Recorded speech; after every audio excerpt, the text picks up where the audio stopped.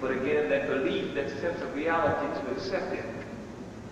The food has become so poisoned that it has begun to affect the health and well-being of people. They put on different products now. Eat it at your own risk. This is essentially what they're saying. Because of the dye, because of the different additives that they put into it. Cancer is caused as a result of certain things that they put into the food. Again, those kinds of things that they introduce into the animals, all the natural state of the animal, so he'll be able to get more for him at the market.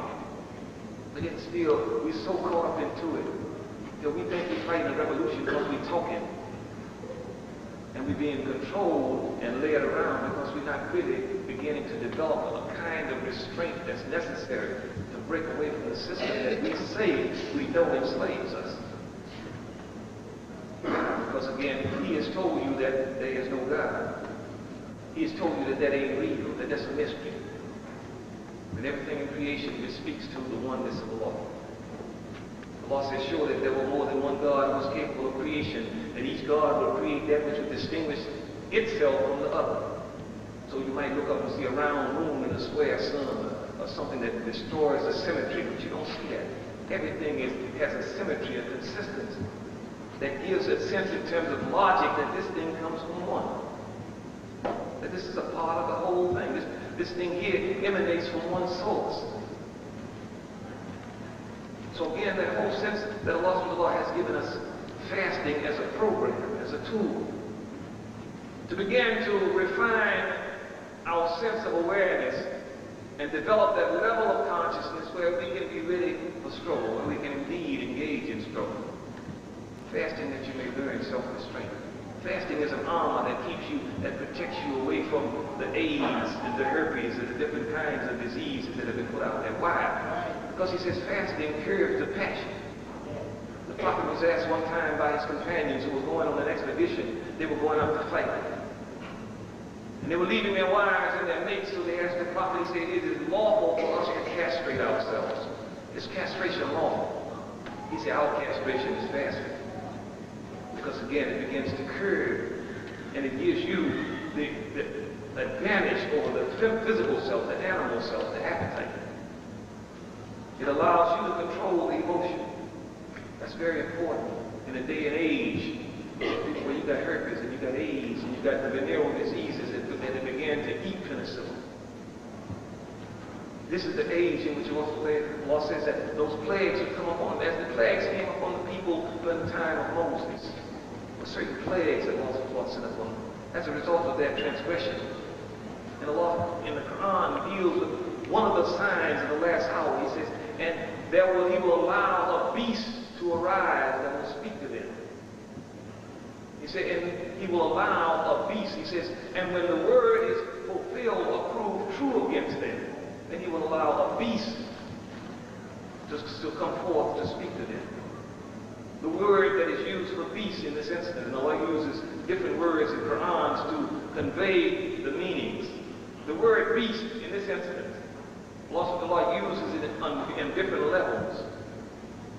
Not only does he talk about the beast in terms of the animals, the four-legged creatures, but he talks about the beast in the sense that Allah says, and the worst of beasts is he who is deaf. So one says, well, that's certain animals that are deaf. That don't necessarily convey that Allah is talking about men. But then Allah says, and the worst of beasts in the sight of Allah are those who will not believe. And the only animal that Allah has created that we know of that has capabilities of iman, of faith, of belief is man. So Allah in the language of Quran deals with the fact that man is also a beast.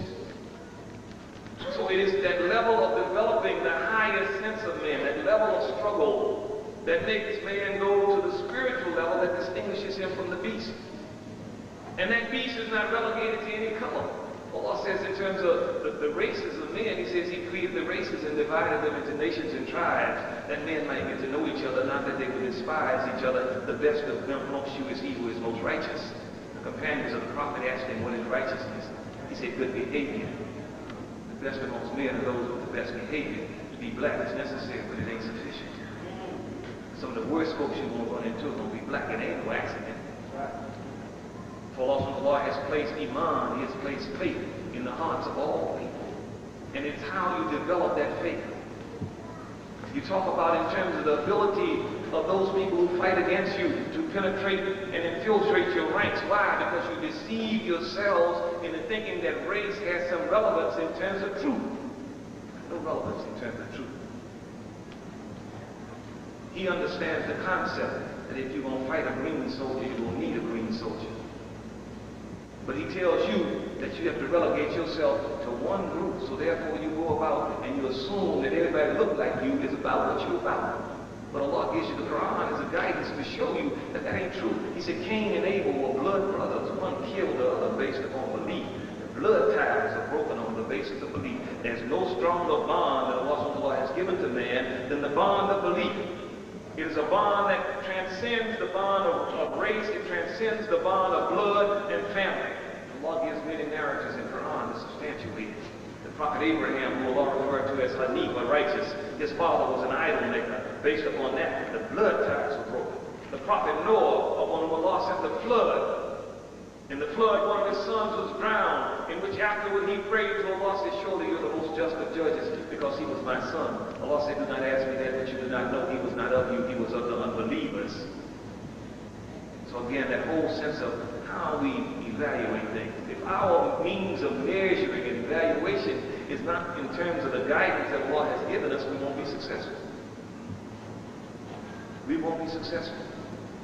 The Prophet said that he who is not given to good deeds will not be hastened forth by genealogy.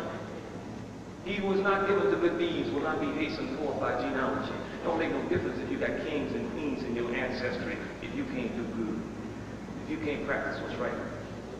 So again, that whole sense of criteria, the practice that Allah gives us, fasting, that you may learn the disciplines that's necessary to separate yourself from those things that are wrong, to be a witness for justice even against yourselves.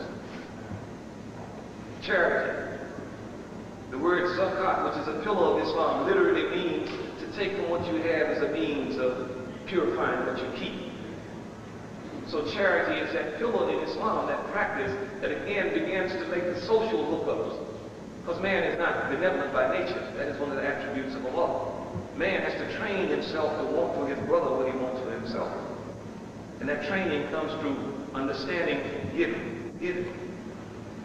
If a man can't sacrifice money, what they can think he's going to sacrifice his life for somebody else? You practice. You train yourselves to do that. And the last pillar is the pillar of Hajj, of pilgrimage, in which also the law has commanded upon man to make the pilgrimage to the first house of worship that was erected for mankind. Many of us are familiar with it as a result of Allah's Malik Shabazz and his visit in terms of Mecca, and he's coming back and talking about Islam and what he saw. But in that sense, again, we see that Allah issues a call and men respond to the call. In this life where we have a choice. So again, in the next life where we don't have a choice, when Allah issues the call, then the soul will be inclined to follow. And it will follow. So again, I've been given a notice that my time in terms of speaking has elapsed a bit.